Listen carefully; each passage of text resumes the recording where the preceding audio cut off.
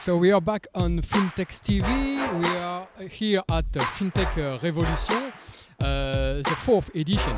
And I've got the great pleasure to have with me Cyril, who is the CEO from this great French FinTech startups, which is called LYDIA. Hello, Cyril. Hello, how you doing? Fine, thanks. And what about you since last time we talked about LYDIA? Well, it's been a lot of fun and a great journey since last year, basically. A lot of growth, a lot of new product, a lot of excitement. And, well, this is really what startup is about, is, you know, taking risks, trying stuff, making mistakes, but at the end of the day, enjoying the ride. The topic, the main topic of this 4th edition of FinTech Revolution here at Station F is excellence in FinTech. In one thing, because it's the one thing talk, what is excellent for you? Well, you know, FinTech is not a business about money. It's a business about trust. And of course, what you deal with on a daily basis, if you're a payment company, mobile payment company like LYDIA, is not your customer's money. It's your customer trust. Let me illustrate that.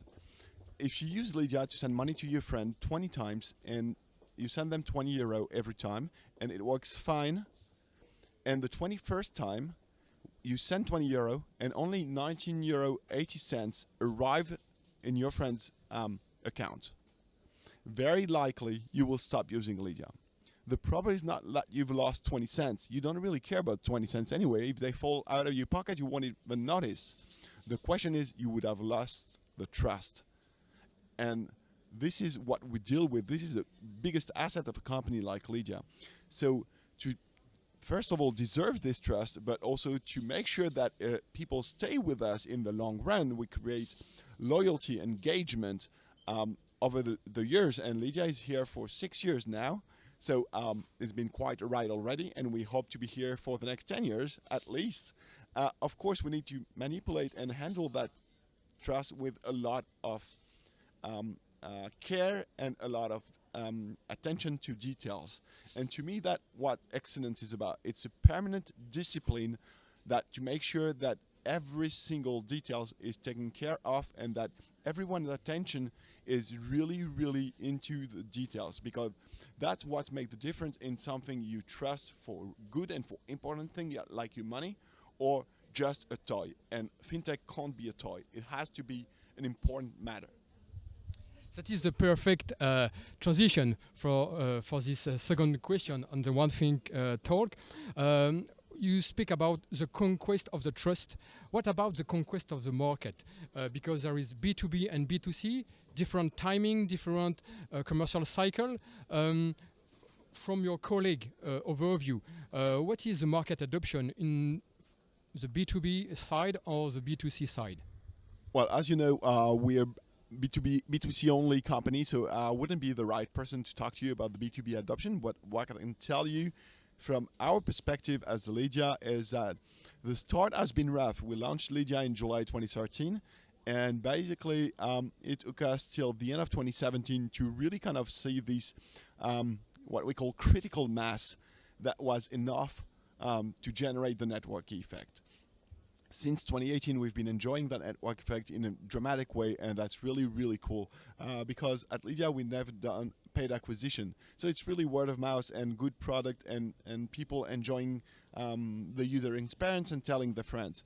So now we've reached about 2 million customers, and that's growing 100,000 new users every month. We got great engagement, over 40% monthly active users. And they do more and more transaction over the time. So we're very, very happy with the numbers. We're happy with the growth, especially that it's real organic growth. And that's why we're now going to be launching LYDIA in the entire Eurozone before the end of the year. So very excited about that as well. Big news for us. Different aspect, different subject have been said about the match or the matching between fintechs and banks and corporation. For you, is it a match or a matching? Well, I have to say it must be a combination of both.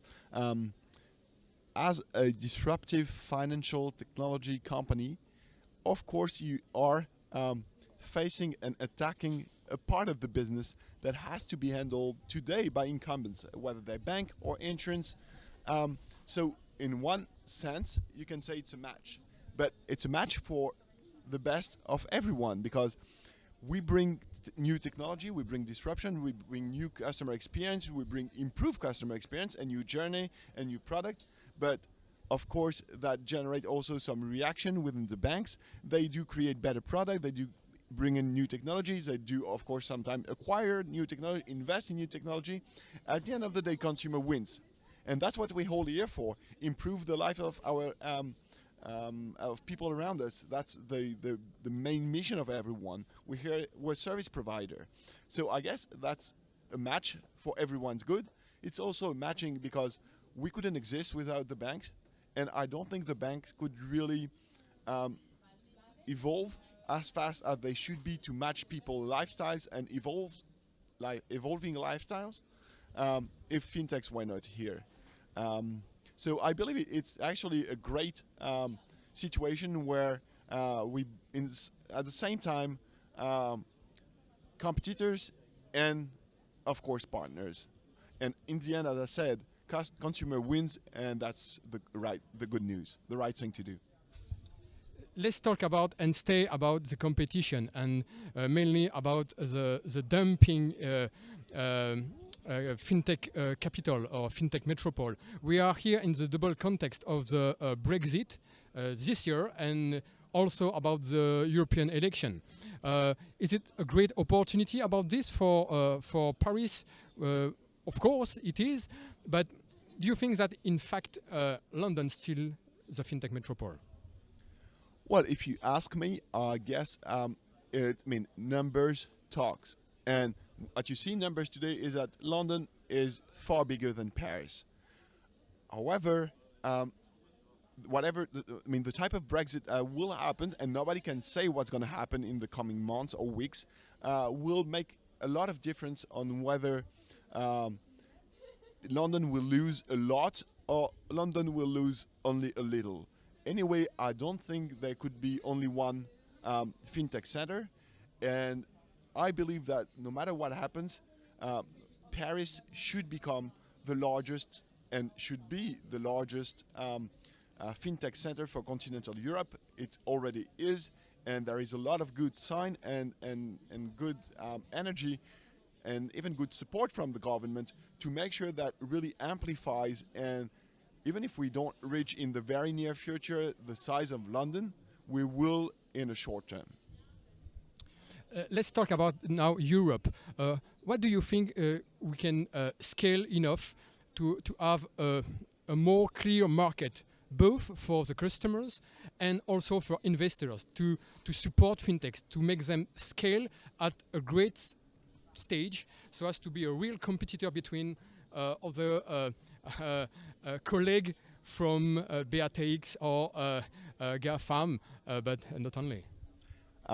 Yes, it's a very important question. We need champions. We need European champions. It's a question of sovereignty. It's a question of customer protection. It's a question of data protection. It's very important. You can't let consumer data go in China and in the US and give it up. I mean, it's just not possible. It would be a massive mistake from governments to do that. And you can't create a global champion only based on the side of one European country. So you have to create European champion.